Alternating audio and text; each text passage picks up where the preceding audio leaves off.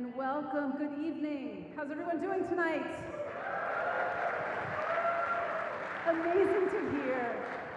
Thank you so much for joining us here at the museum tonight. If you're tuning in from the live stream, welcome to the Virtual Museum of Science. We are so excited to have you all here with us for this very, very special evening. It is our Reno Family Foundation Symposium, Artemis, NASA's Leap from the Moon to Mars. My name is Danny LeBlanc. I am our Center Director for Space Sciences here at the museum, also our longtime planetarium director. I use she, her pronouns. It is my great honor to be just introducing you all here for this Mars kind of culminating event, one of the culminating events for our Mars Spotlight. Since April, the museum has been convening and kind of bringing together all things in celebration of Mars. You can see it if you're here on site with us. All around us, we have turned our blue wing red for the evening.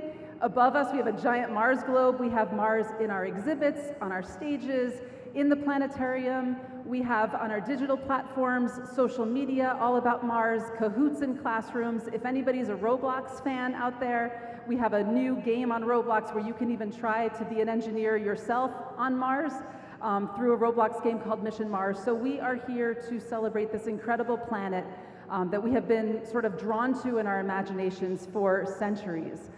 The thing about Mars and this incredible time right now, this is a really super era for human exploration. Things are happening right now to get us to Mars. We currently have 10 spacecraft that are exploring Mars.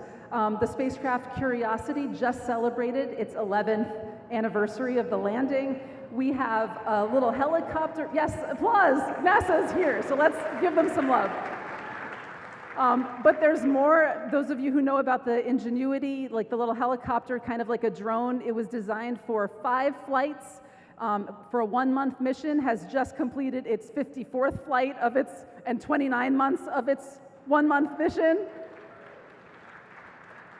So all of this to say that we are not just celebrating the journey that is going to be the next giant leap for humankind, but it's also about the people and the human ingenuity and the human curiosity and the human perseverance.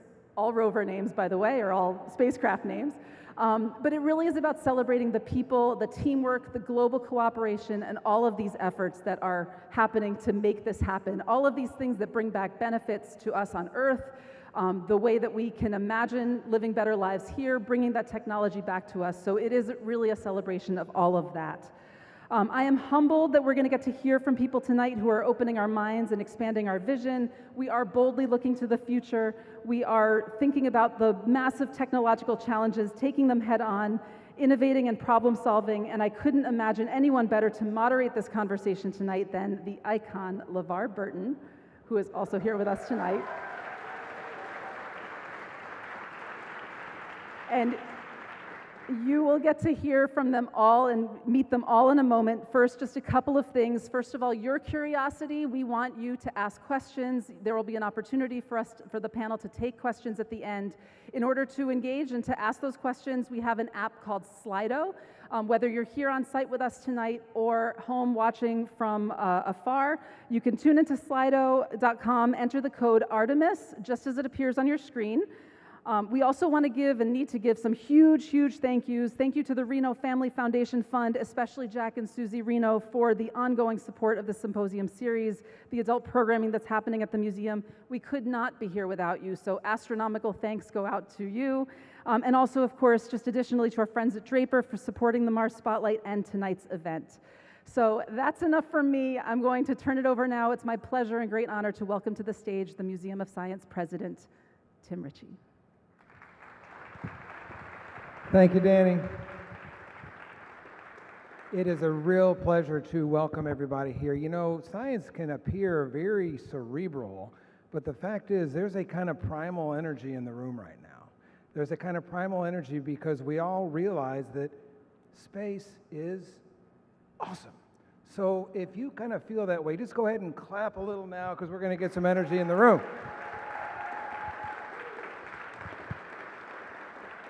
And not only is space awesome, of course, but science is awesome. Science gives us the ability to solve the problems around us, the problems within us, so that we can solve the problems before us. It gives us a chance to create a world that is sustainable and humane. And the fact is, without it, we are in trouble. But because we have it as a human birthright, we have an option. Among the things that it means to be a human is to be able to solve problems in innovative ways.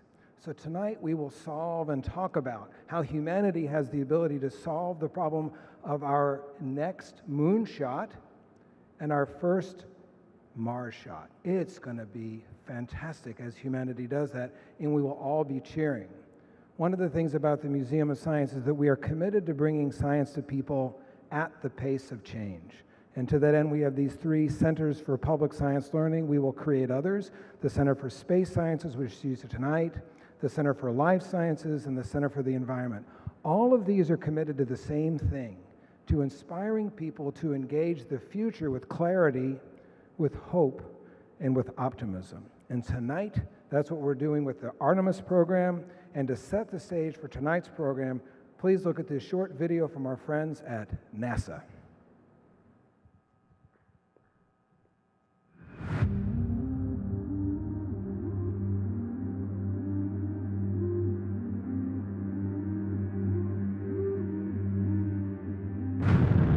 Liftoff of Artemis 1. It's a new era of pioneers, star sailers, and adventurers.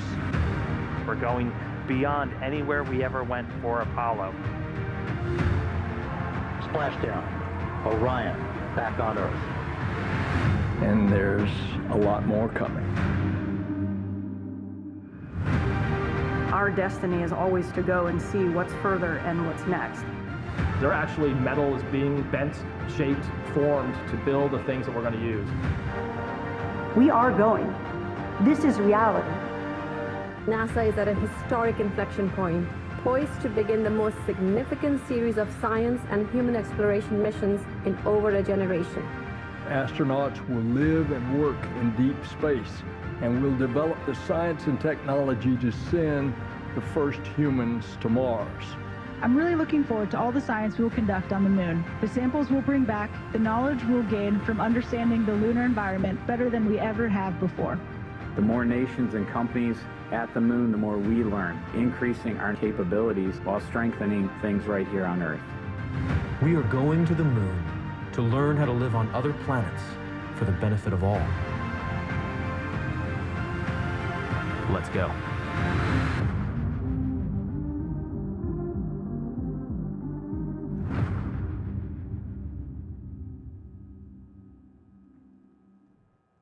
All right.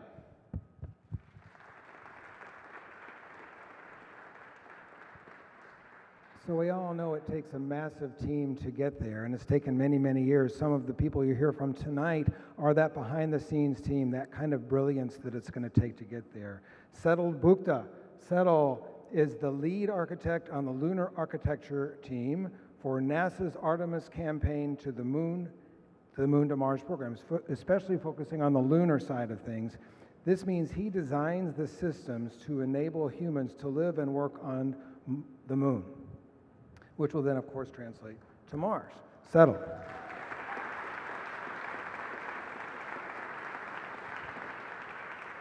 And then please welcome Dr. Lauren Edgar. Lauren is a research geologist at the U.S. Geological Survey, where she studies the Earth, Moon, and Mars through field work and remote sensing in order to support robotic and human exploration. Her research focuses on planetary surface processes and identifying potentially habitable environments on Mars. Lauren.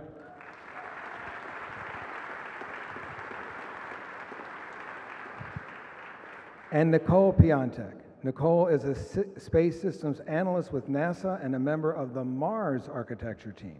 She focuses on how humans will live and work in space on the way to Mars and on the Martian surface. Nicole.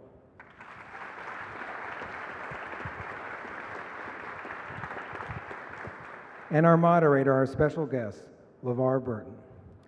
I am sure LeVar Burton is not a stranger to anyone, but I'm also equally sure that we all feel like we know him as a friend, even though we may not have met him personally.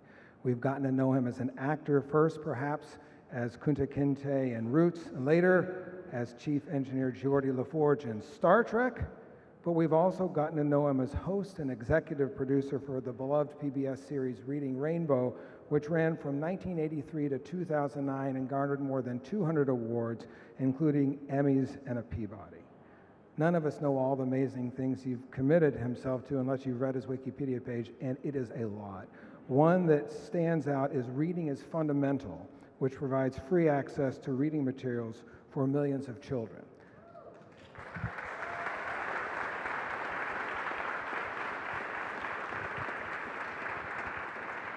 I must say I was personally gratified in his most difficult acting challenge, because if you saw Picard Season 3, he had to play the role of a museum director. LeVar, thank you for making your life count for goodness. Thank you for giving a sense of hope and belief and giving us a vision of a better community. LeVar Burton.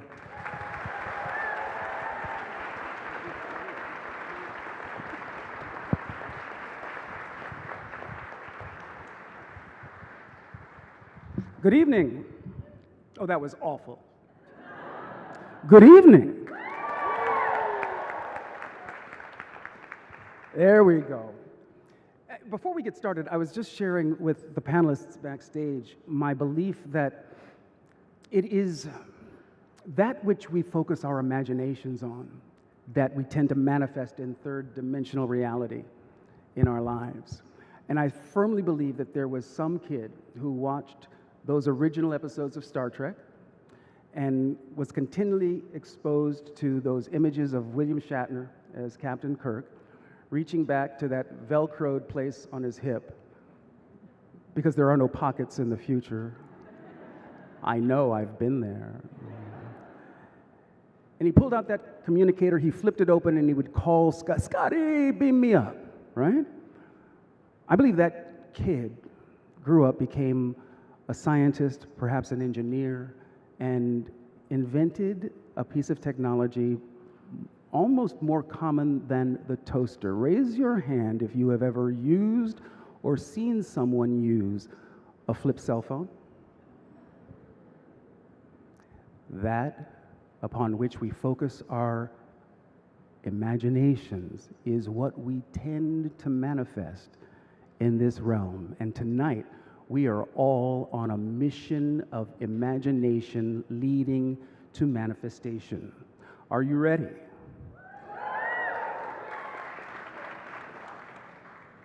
Here we go. We are going back to the moon, y'all, for scientific discovery, for advancement of technology, economic benefits, for inspiration, and for a whole new generation of explorers, the Artemis generation, as NASA calls it. And with the Artemis missions, we will land the first woman and the first person of color on the moon, and I cannot wait for that. NASA is collaborating with private companies, academic institutions, and international partners to establish the first long-term presence on the moon, which, when I think about it, blows my mind. We're gonna build a habitat on the moon, right?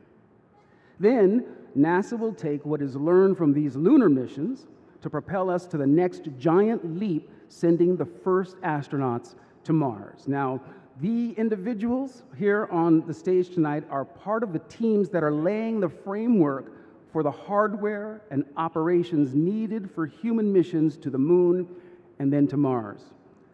I'm LeVar Burton, and I'm the moderator for tonight's panel. Let's kick things off by getting to know a little bit more about our experts. Satel, you are the lead architect on the Lunar Architecture team for NASA's Artemis campaign. What the hell does that mean? Sometimes I wonder myself, LeVar. So it's a pretty expensive job. The big thing is to make sure that we're looking at all the systems. You mentioned about the habitat. We've got landers, rovers in the works. We've got to look at site analysis, where we can land. all the hazards that are there, all the environmental conditions, the dust that we've learned about from the Apollo missions. So there's a lot of challenges that we've got to do. As we go through this, we don't have all the facilities and all the bells and whistles that we're used to here. If we are lost here, we have a satellite phone or GPS and we can find our way around. On the moon, we don't have that satellite system yet, so we've got to work around that in the near term while looking forward for the next 20 to 30 years to make sure we can have a long-term presence that will give us the ability to make sure we can use that as a stepping stone for Mars. So I've got a pretty big job. I've got a big team, a lot of smart people. We're distributed across the country. Leading up to that, my past, which is shown on the back here, has ranged the last 24 plus years. I've had the privilege and pleasure to be in human spaceflight my entire career. And similar to what you mentioned, you were one of my inspirations growing up. So this is pretty cool to be here with you, watching an engineer on a spaceflight mission with poor eyesight, and I've got poor eyesight, and here I am. I'm working on this. But I got to start on the International Space Station, working cooling systems. I earned a Silver Snoopy, which is an astronaut award for some work that I did on those missions. Got to see a couple of space shuttle launches and worked on a lot of hardware to see assembly of all of the ISS from the cooling system standpoint. I moved over to Orion to go work on their cooling systems as they were starting up, and then got the privilege of leading that team through EFT1, which is shown on the top right picture there, and then moved on to actually lead the life support subsystem. So I led the development of all the life support subsystems for Orion, which we're getting ready to launch on Artemis 2 for Lockheed Martin. I got the privilege about 3 years ago to switch over to NASA and to work on our lunar gateway, which is our lunar space station. And then about 10 months ago, I moved over to this position to become the Lunar Architecture lead to make sure that we are setting off on the right foot. They wanted someone that had some background in the development phase of the programs, so we can then turn that into good decisions looking forward for the next couple of decades on the moon. Amazing. Thank you for giving us the 911.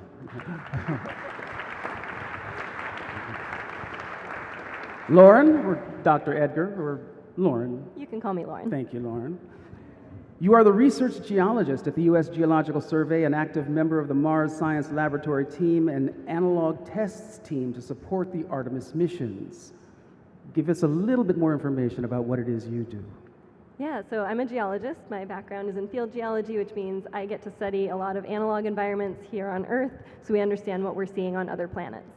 As part of that, I lead some training exercises. The middle image on the top there is some of the astronaut training that I'm involved in. I also get to study places like the top right image where I'm doing some field work in Iceland to figure out whether Mars used to have similar glacial environments. And then I'm involved in some of these big analog operations tests where we're practicing what it will be like for Artemis 3 and later Artemis missions. How do we best integrate, the science team and mission control and kind of maximize the science that we're getting from the moon and Mars? So the lower left image is recently we were just in Houston trying to figure out what that operation structure will look like. And then in the middle there, that was one of these big field tests that we did with a pressurized rover for later on. And speaking of rovers, I've also been involved in rover exploration, operating the Curiosity rover and previously the Mars exploration rovers, so involved in both the operation of these spacecraft and analyzing the data that they send back. So tonight I'm really excited to talk about Mars and human exploration.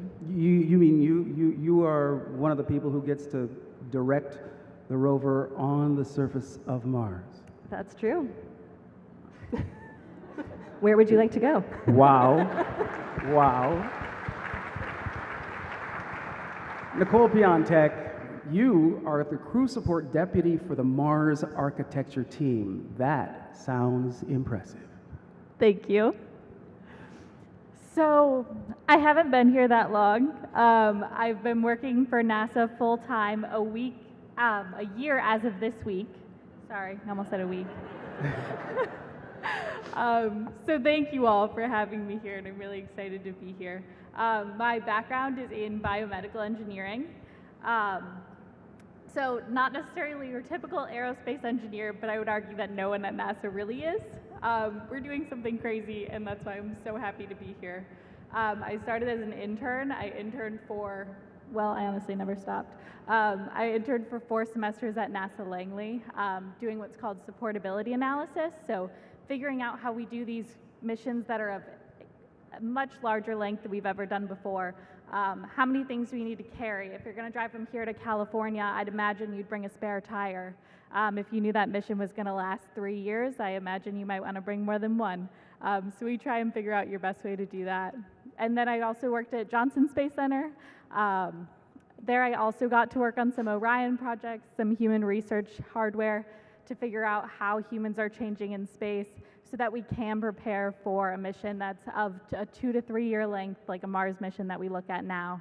So those were wonderful experiences. Can't recommend interning enough in any field for anyone. And then I graduated, started full-time, and now I have the pleasure of working on the Mars Architecture team, trying to help figure out how we send humans to the red planet. Wow. This is our panel, ladies and gentlemen.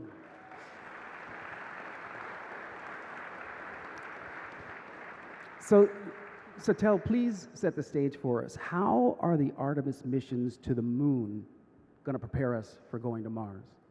Sure. So if we look at what we know of the moon today, we haven't been back with humans in over 50 years, right? And so there's arguments that we've been there, done that, why do we need to go back? But going to pull on Nicole's analogy a little bit about the RV trip. I prefer camping because I just finished a backpacking trip this summer. So if you have gone camping or know folks that go camping, you've got a car camping trip. Everything you need is right there in the parking spot. It's within walking distance, very short walk, restrooms, everything, you're fine. As you're preparing for your longer trip and you say, hey, maybe I should go to do a shakedown hike closer. So you go spend a weekend backpacking. Well, the things you bring with you are slightly different. They're lighter, maybe more, maybe less. You have to carry your own food, your own water. Now, imagine that you're moving that and going, hey, next weekend I want to start the Appalachian Trail. Well, that's a big difference between what you're doing in all 3 of those camping adventures, right? Similar to what we're doing here, the moon will be our backpacking trip for the weekend. We're trying to figure out what systems work, what don't, how do we operate in this environment, what science works or not. If you would believe it, we actually don't know how our own moon is formed. It's a very unique celestial body in not only the solar system, but in the universe that we know of. And we don't really know all the details of how it's so close to us and it does what it does for our planet. So there's a lot of science that we can do, so we can learn about the moon itself. At the same time, just like you said at first, it's inspiring, right? For us, this is probably the most exciting time since the Apollo days in terms of human spaceflight, right? We're doing a lot of things across the globe. And so NASA is not only taking the United States, but we're taking our partners, as you mentioned, industry with us, as well as academia. We're reaching out, getting the world engaged in this endeavor. So it's not just us going this time, we're taking the world with us. And then finally, there's a lot out there. The actual surface area of the moon is about the surface area of the continent of Africa. And if we had said, we've sent 12 people to the continent of Africa, would we say we've explored it? Probably not. So we want to go back to the moon and see what else we can do. We can learn about ISRU, or in situ resource utilization. We've already tested MOXIE on Mars. We want to see if there's similar technologies we can test and try out on the moon. And also analogs. We do analogs here on Earth, but we've got a great proving ground where we can still get the crew home safely in a reasonable amount of time without having to put them on a multi-100-day mission, which Nicole will talk about later. Right. So a lot of challenges, but as you mentioned, with the imagination and the human spirit, I think was mentioned by Tim, we can do amazing things, and we want to start that, and we want to accomplish that. All right. Are y'all ready? Here's a question. Who in the audience wants to go to Mars? Show your hands. Brave souls. Congratulations to those who raised your hand, because today we are going to step out of our earthbound shoes and into the boots of a Martian astronaut. Raise your hands one more time. You are all astronaut candidates. Some of you are going to be pilots, others are engineers, geologists, doctors, and various scientists. And all of you are experts in your field, and it's time to begin your training. But NASA is made up of more than just astronauts. So, raise your hand if you don't want to walk on Mars and prefer to keep your boots firmly planted on Earth. Show of hands. Very nice. Congratulations, you are all a part of the ground team that will train the astronauts, manage the missions, conduct science experiments and research, and develop and build all of the equipment and technology needed to keep the astronauts safe, healthy, and happy during the mission. Now, keep in mind that this is a hypothetical mission to Mars that's going to take place tonight, and we won't be doing the real travel for a couple of decades yet in the future. And the sequence of events that we are going to go through tonight does not reflect any particular mission. But before we can send an astronaut, any astronauts to Mars, we need to send a lot of stuff, right? In order to keep them alive, to be able to get them down to the surface in the first place and to bring them back up again into orbit. And this is where all of the engineers, scientists, program managers, manufacturers, and ground system specialists will be in their element. Nicole, how much stuff are we talking about? A lot. So for the mission that we're going to be looking at today, it's going to be a 4-crew mission, and we're going to send 2 of those crew to the surface. So in order to do that, we're going to need a ton of things to support 4 people for up to an 850-day mission that we'll see today. So in order to get all the food that 4 people will need for 4 years, all of the water that people will need, all of the air, because we don't have the luxury of a breathable atmosphere in space, as well as the pressure to hold it, a vehicle to hold all these things to get us there, some vehicle to land us, some vehicle to bring us back up, and then some vehicle to bring us home. We're going to have a ton of launches to get all those things into space, which could be dozens of launches that will need to happen potentially up to 10 years, maybe more, maybe less, before we go to the surface. So that's a lot of advanced planning on our part to be able to do that. But in general, it's going to take a lot of resources to support those crew. Yeah, that's very clear.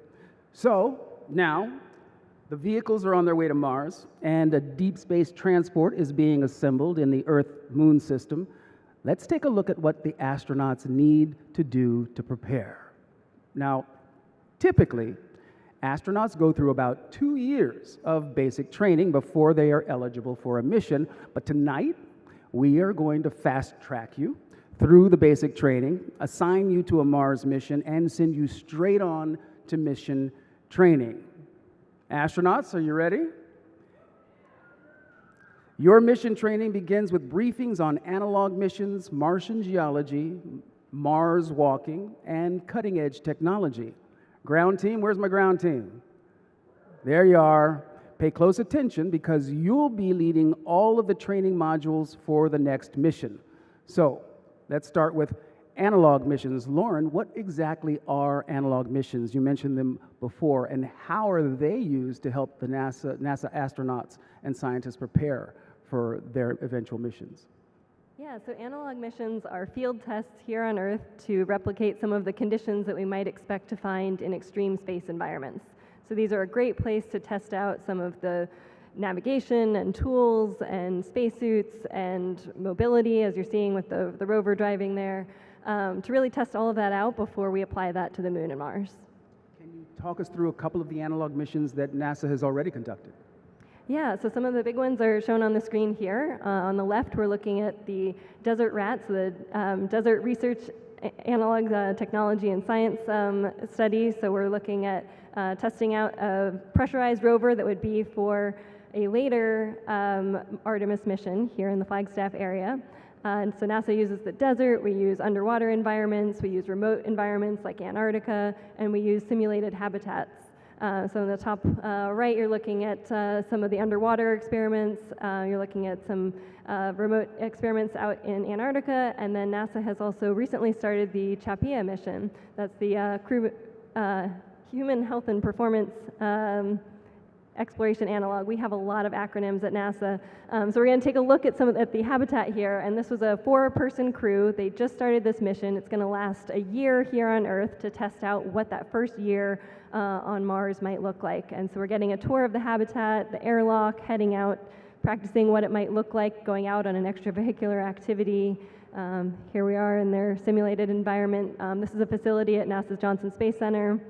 And so we're really excited to see the results from tests like these, testing out all the systems and also the behavioral and physical conditions that might be required, practicing some of the communications that are needed for this test as well. So stay tuned for more from CHAPEA. Well, that makes it feel so real, that video. We are really doing this, aren't we? So it's time to give our astronauts some hands-on training. Lauren, what can our astronauts expect during their geology training? Yeah, so you mentioned astronauts go through 2 years of kind of basic training when they're first selected as astronauts, but their geology training is throughout their career. So in those first 2 years, we're really focused on geoscience fundamentals, so it's some classroom training and some field training to understand how to do field geology. And that's kind of the phase 1 of training. And here are some photos from working with the astronauts out in the Flagstaff area recently. And so this is phase 1. Then phase 2 training is when they're trying to get as much experience as they can before being assigned to a flight. So they're building their skill sets in geology, they're participating in these analog missions that we were just looking at. And then phase 3 of geology training is when they're actually assigned to a mission. We might have an idea of what the landing site will be or the mission objectives, and you do really targeted training here on Earth to figure out all of the skills that you would need to apply for that mission. So the Apollo astronauts, went on probably 15 to 18 different field trips practicing geology prior to doing that on the moon, and we hope that we could be so lucky to have about that amount of time for Artemis. That's awesome. Another important aspect of your training, astronauts, are EVAs, or extravehicular activity. EVAs are usually also known as spacewalks, but for this mission, the EVAs will be, obviously, Mars walks. So how will our astronauts prepare for their EVAs, and what sort of improvements will the new Moon and Mars suits have? Sure. So the new Moon and Mars suits will need to have a lot more flexibility. The last 20 plus years that we've spent with the ISS suits, the big white suits that we're all familiar with and are very iconic, those really don't have as much mobility because it's mainly upper body. Their legs aren't used as much just to react some loads, but as you can see from these pictures, the suits are going to need more joint mobility. They're going to need to be rechargeable as well as serviceable. They're going to need to be able to handle the dust, which has a lot of different properties. Moon and Martian dust behave differently because of their environments. So there's a lot of challenges as we advance those suits. So the astronauts are a part of that as well. And then we will upgrade those suits to have that. Earlier, Lauren walked us through the Martian environment. Living and working on Mars is going to be very challenging. Nicole, what sort of technology, processes, and systems will the astronauts rely upon?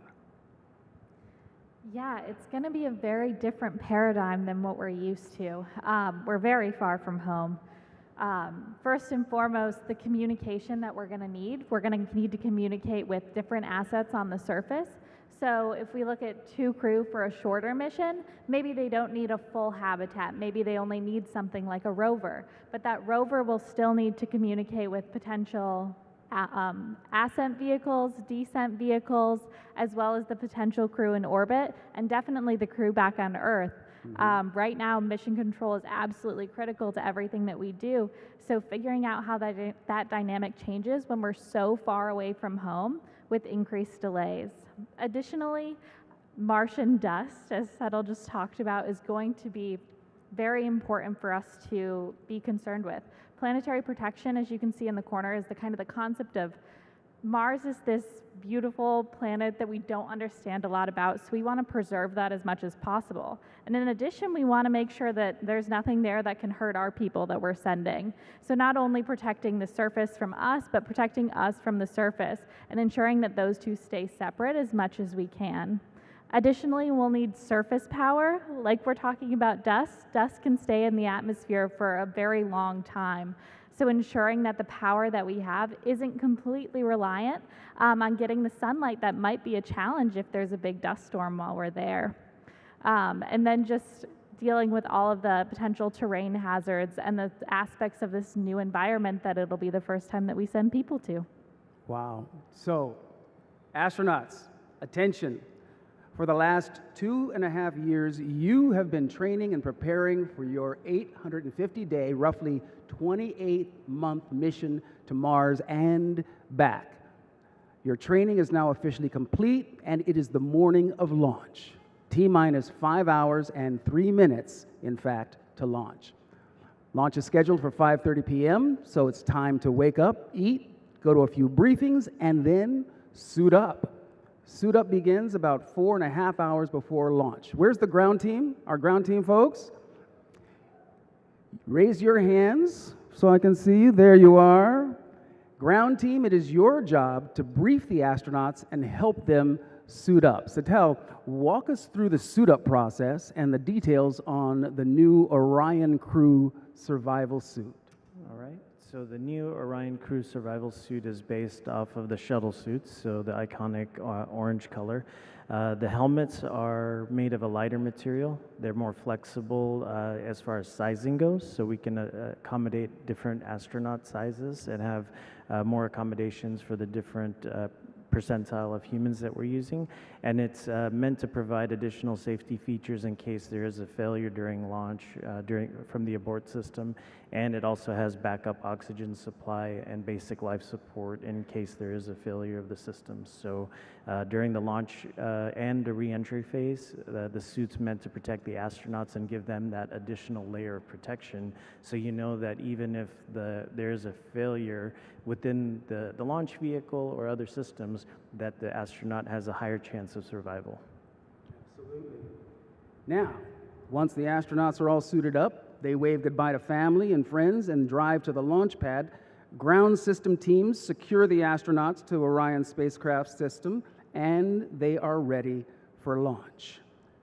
Now, as the astronauts are waiting for launch, the Kennedy Space Center Launch Control Team is monitoring and coordinating the ground equipment needed for launch. The Mission Control Center at Johnson Space Center is standing by to provide mission support once the rocket has cleared the tower. And so, ladies and gentlemen, we are go for launch. You can applaud.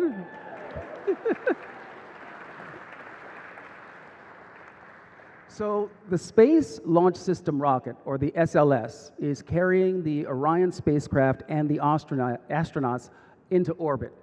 And I can't even imagine what it must feel like being lifted off the Earth and escaping its gravity. My understanding is that it is an exhilarating experience. Don't think I'll ever experience it, but it does look exciting. Have any of you ever thought about what it might be like to be strapped in on a rocket escaping the Earth through major velocity? Definitely. I'm sure it's an adrenaline rush, and you're probably thinking, I hope every stage here works exactly as planned. Right. Absolutely. I would personally be afraid, so I don't know if that makes me a good candidate, but maybe that changes in the future. We'll see. We'll see. You would really go up if given the opportunity? Yes? All three of you? I would go for like a week. Okay. As of now, there's not a shower on the International Space Station, which is why I raised my hand for ground team. We'll see how technology evolves in the future. You know, I've been asked before, like Shatner went up just for a minute or so, and he says that the experience changed him. And, you know, I believe that to be true. Edgar Mitchell one of the Apollo astronauts talked about how it really shifted his perception of the universe and his place in it by looking back at our big blue marble.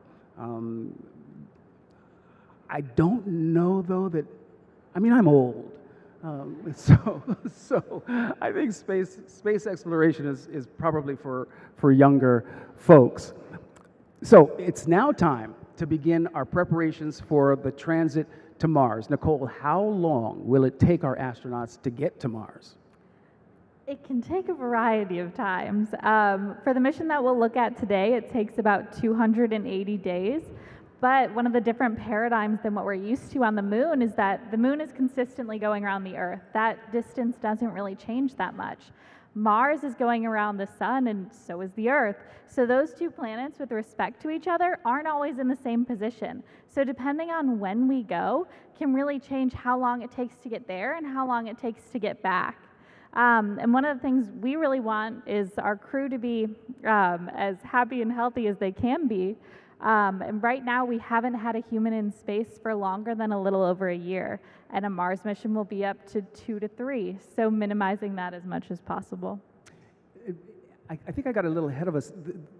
Let's talk about the habitat, right? So we've traveled over 240,000 miles, and now we're approaching a deep space transport, which will take us to Mars. So pilots, your next assignment is to dock the Orion spacecraft with the transit hab portion of the vehicle stack. Tell us about the transit hab. Yeah, so in order for us to go on that 2 to 3 year mission, we're going to need some place to call home. And for us, we call it the transit hab. So right now, you can see it there. This concept is of an inflatable structure, and that structure contains everything to keep 4 humans happy and healthy for that duration. So that means all their food, all the facilities to make the food, all the exercise equipment that they'll need to stay as strong as possible when they're in those microgravity conditions. You can see there they're growing their food as they do on the International Space Station, which is also really good for their mental health, which will be really important with these change in dynamics, communicating with their family and friends back home. That'll be much more delayed than we're currently used to orbiting our Earth. So after 279 days in space, the crew will move all of that stuff, right, needed for the surface mission to the descent vehicle and then complete a systems check prior to undocking. Nicole, can you walk us through that landing process? Absolutely. So like we said, in this mission, it's going to be 2 crew going down to the surface. So I don't know what it's like to be an astronaut, but I can only imagine that they're crossing their fingers for that 7 minutes of terror, as we say, when the robots land. So it's going to look a lot different when they land than it looks like when we're on Earth, because there's not going to be a crowd of people there to greet them. But going down will definitely be an interesting excursion, having to potentially bring what they need with them on the surface. Potentially it's already there, but figuring out the best way to do that to make sure our astronauts are as safe as possible. And as you mentioned, there'll be nobody there to greet us, right? And like the moon, Mars doesn't have a landing strip or a landing pad. Lauren, what sort of terrain can our astronauts expect to work in and around? Yeah, so the surface of Mars is quite variable. We have some images up here, and you also have this beautiful planet Mars above you to take in and think about all of those different landforms that are there. We're seeing really large mountains and volcanoes. We have Olympus Mons, which is the biggest volcano in the solar system. It's 72,000 feet tall. The footprint covers the size of Arizona. We have really deep canyon systems. We're looking at Valles Marineris here. It's 2,500 miles long, so it would span the continental US, and it's 4 miles deep in places. By comparison, Grand Canyon is a couple hundred miles long and a mile deep, so we like to say everything is bigger on Mars. And you know, there's a lot of impact craters to try and avoid, and some of them to try and target and intentionally get to.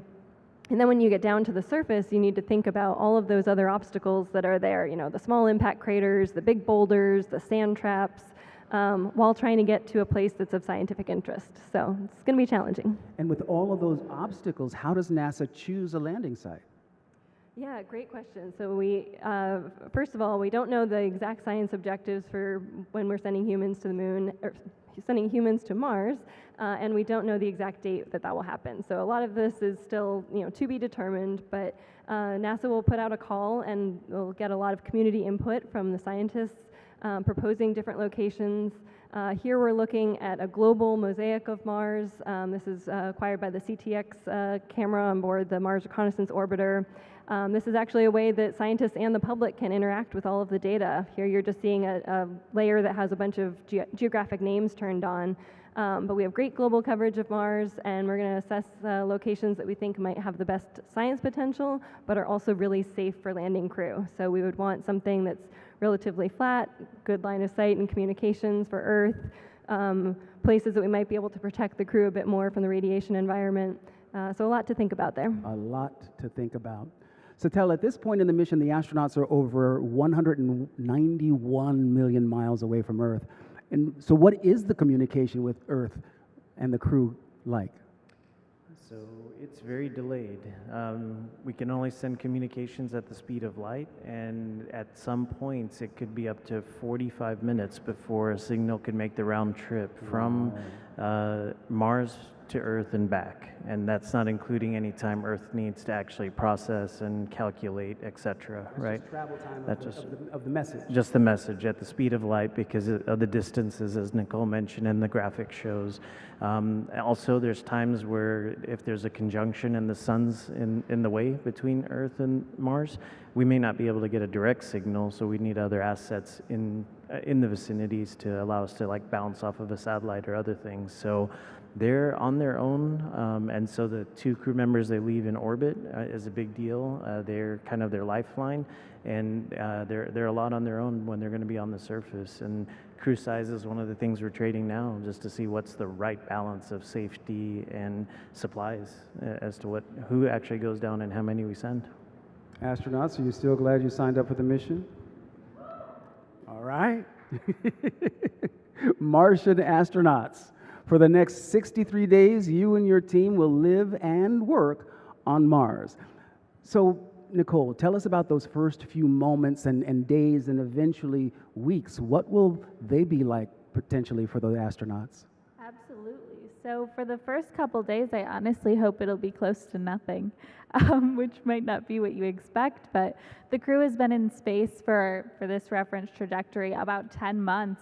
And that's in microgravity where there's no forces really trying to maintain you as a human being. So they exercise a lot in space to do their best to kind of maintain their physical bodies. But current estimates say that we'll need 3 to 7 days on the Martian surface to try and readapt to that gravity and ensure that our crew is being as safe as possible on the surface. If they step out and they're not ready and they sprain their ankle, that's really going to put a damper on our science plans. So we want to ensure that they are in the best physical condition possible, which just highlights the need for the ability to take care of the vehicle without the crew doing that much if they're in a position where they can't do it due to that readaptation. But then after that, hopefully we get wonderful photos of the first step on Mars, and we get to accomplish some of the awesome science priorities that Lauren talked about, and that hopefully we can kind of come to a consensus on and start guiding towards for future mission planning. Lauren, conducting science experiments and research will be one of the main objectives for the Mars missions, right? I know specifics haven't been determined, but can you tell us what type of science you and your fellow planetary scientists would like to see? Oh, I love this question. We want to do all the science. But I think one of the things that's really driving us to Mars is that question of when and where did life arise in the solar system? And so we're really interested in characterizing the geology of Mars and the record that it preserves of some of those early moments for this planet. I think it's also interesting that a lot of the Martian surface is really old, 3-4 billion years old. That's what we have preserved on Mars. On Earth, we don't have a record of that because we have plate tectonics that's actively destroying some of that crust. So there's potentially a lot of that record of early solar system history that we can learn by going to Mars. And of course, its climate and an environment have changed over time, and there's a lot that we can try and answer there.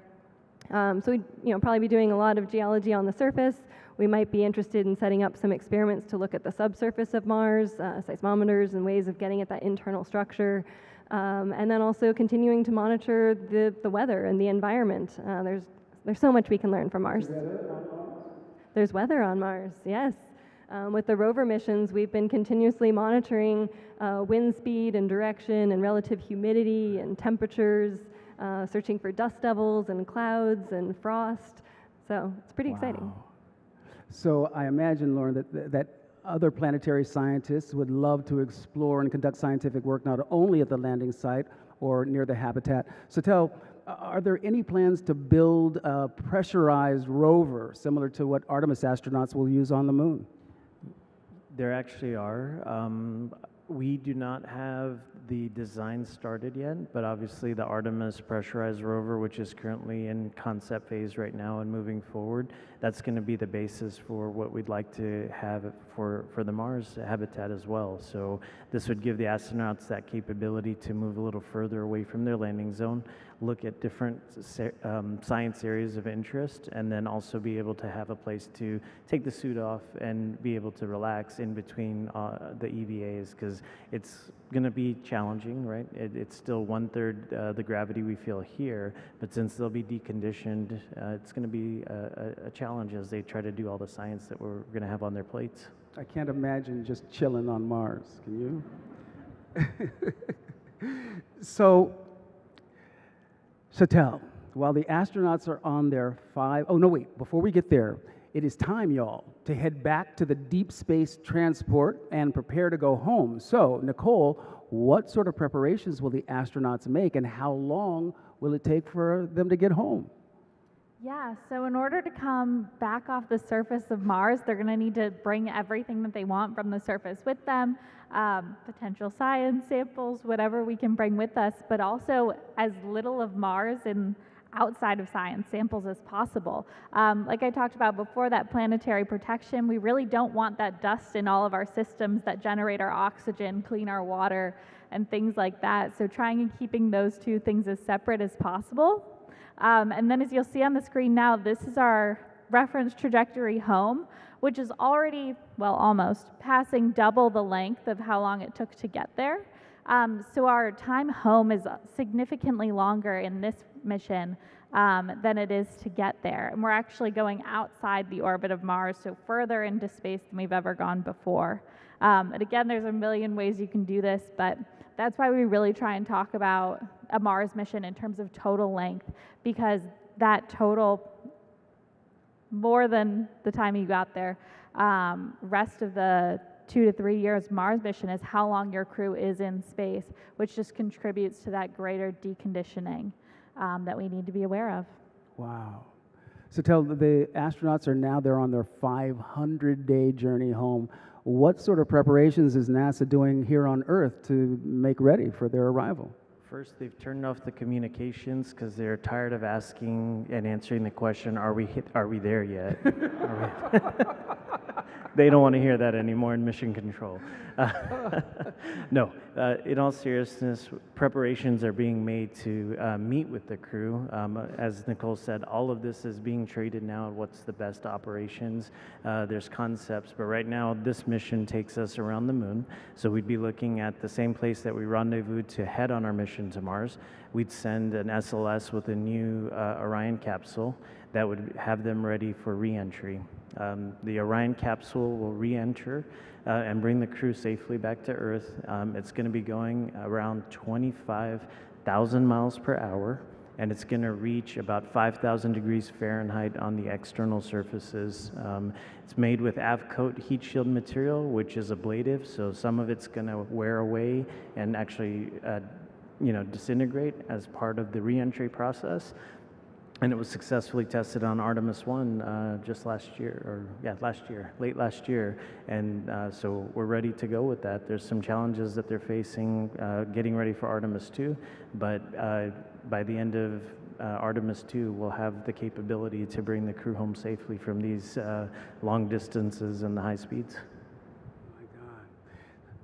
By day 846 now, the crew has reached Orion in lunar orbit.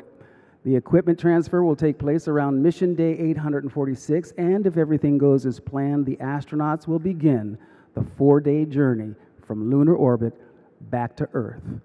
And Earth will begin to get closer and closer and even closer in your window. At day 850, roughly 2 years and 3 months later, you finally reach Earth. But there is one last critical stage in the mission, and that's re-entry. Chattel, could you walk us through that? I jumped ahead, so yes. I was excited to get home, sorry. I wanted to go to Mars, but... You went right through re-entry. So, you're back on Earth, but you're not quite ready to get back to your everyday life. Lauren, what sorts of protocols are in place for the astronauts returning from a mission to Mars? Yeah, so we've talked a bit about planetary protection. We want to make sure that when we explore other planets, we're not contaminating them with things from Earth, but we also want to make sure when we've gone to places that we've never been before and we don't know that environment, that we're keeping Earth safe from that. So what you're looking at here was the closed loop facility that the Apollo 11 astronauts stayed in for a couple weeks upon their return. But we now know enough about the moon that we don't share those same concerns about the moon. But coming back from Mars, there's a lot of unanswered questions there. So the crew might expect to stay in this facility for about 3 weeks. Good time to readjust to Earth's gravity, go through some physical and behavioral tests. And then once they get the okay from the flight surgeons, they're good to leave and tell us all about their time on Mars. Ladies and gentlemen, it's time to celebrate. Congratulations. Your mission to the Red Planet has been successfully completed. So as we've just learned, going to Mars will not be easy. At its closest, Mars is about 39 million miles from our Earth. The round-trip distance to Mars will be about 2,000 times as far as the round-trip distance to the Moon. A round-trip mission to Mars will take 2 to 3 years. Our one-way robotic missions, by comparison, typically take about 8 months. And what we learn from Artemis and the Martian robots will pave the way for crewed missions to Mars. And here's the thing that I love. There is perhaps someone in this room tonight who will be one of the first astronauts to go to Mars. Yeah.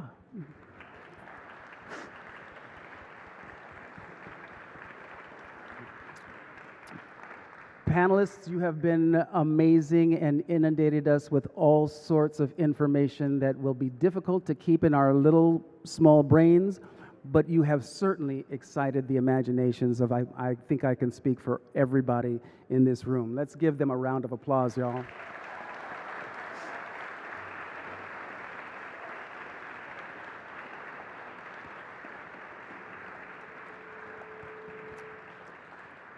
So we've got a little time for questions and answers, and we talked about the platform, and there are questions that are coming in here, and I'm sure that you guys have submitted some questions. So the first one is from a 12-year-old. It says, I'm 12 and was in the first LEGO League robotics. One of the missions was to find a way to have a base on the moon. My team found that using lunar lava caves would be a viable option for humans to create a base in. Was this ever one of the options scientists considered for the Artemis mission? It's definitely in the trade space. Yeah, we're looking at it. Lava tubes, is what they're called, has definitely been studied, and identifying them, as Lauren had said, is definitely a big part of some of the science that we want to do on the moon. I think this 12-year-old Asiya will be one of the first to sign up for the Mars mission. Here's another question. Why has it been so long since humans have been on the moon? Anybody? So we're calling it unity of purpose, right? We shifted our focus after the Apollo program ended. The Apollo program met its intentions, right? We made it to the moon. We were the first. We're the only to send humans to the moon.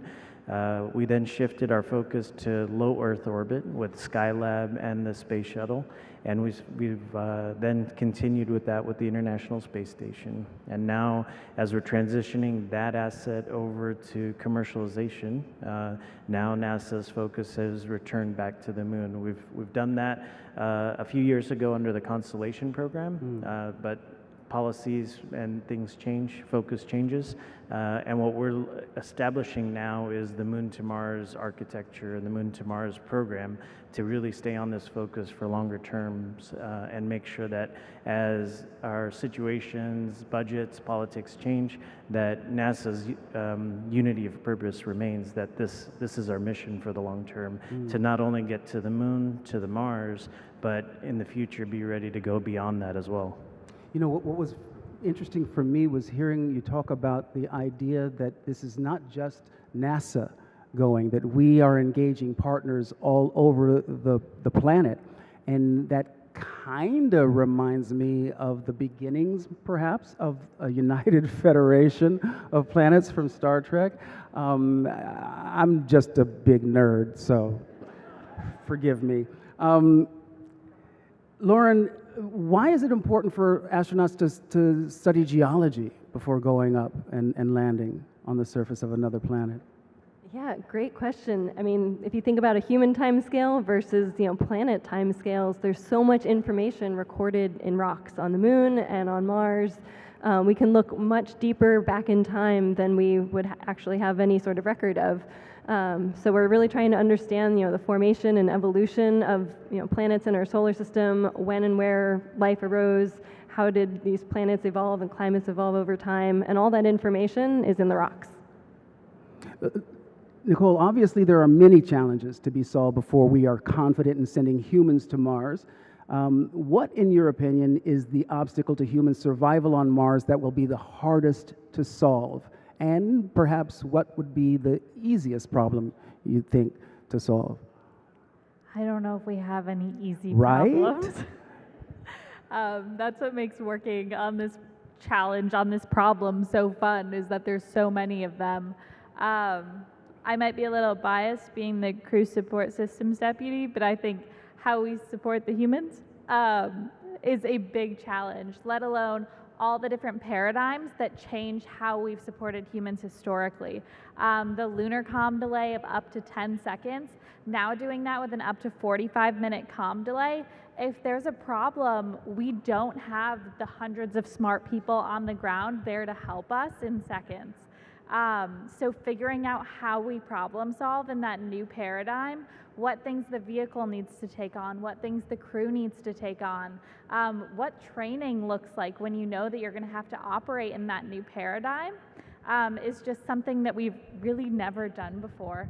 And I think it'll be a big hurdle for us to overcome, and I'm excited to see how we do it. Here's a question. How are the astronauts going to be protected from cosmic radiation? What are the plans for that? Yeah, so there's a number of different ways, and I would say a number of different ways are going to contribute to how we'll make the radiation exposure as much as possible. Obviously, we don't have any vehicles defined for what that looks like, but all that to say, I know that we're considering it and we're working towards it. And trying to figure out what the best method is to make a Mars mission feasible and as safe as possible for the crew. Here's one for you, Lauren. What materials, if any, would be immediately available to the astronauts on the moon and Mars, and what might they do with them?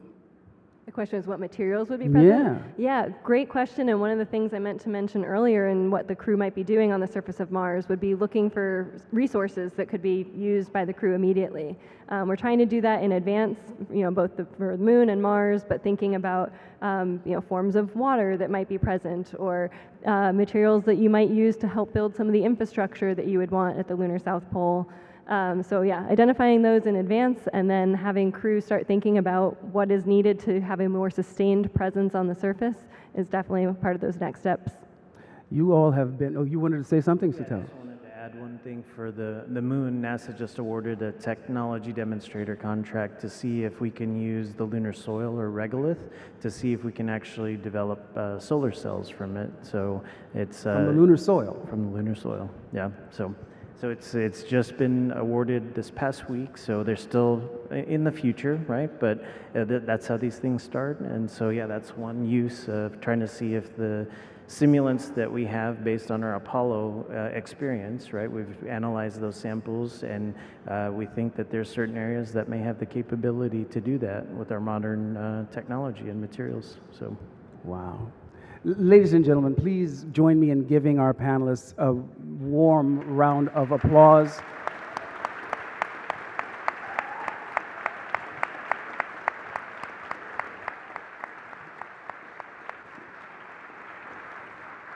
In my opinion, you three are genuine rock stars, especially you, Lauren. Let's bring Tim back out for final comments, shall we? Tim? All right, thank you, thank you. Thank you to LeVar, thank you to Settle and to Lauren and Nicole. Thank you to our sponsors, Draper and Jack Reno Family Foundation. You know, long before there was a plane, long before there was a car, the poet Robert Barrett Browning said, "All that we have willed or hoped or dreamed of good shall exist." May it be true of Artemis, may it be true of humanity, and may it be true for our Earth. Live long and prosper.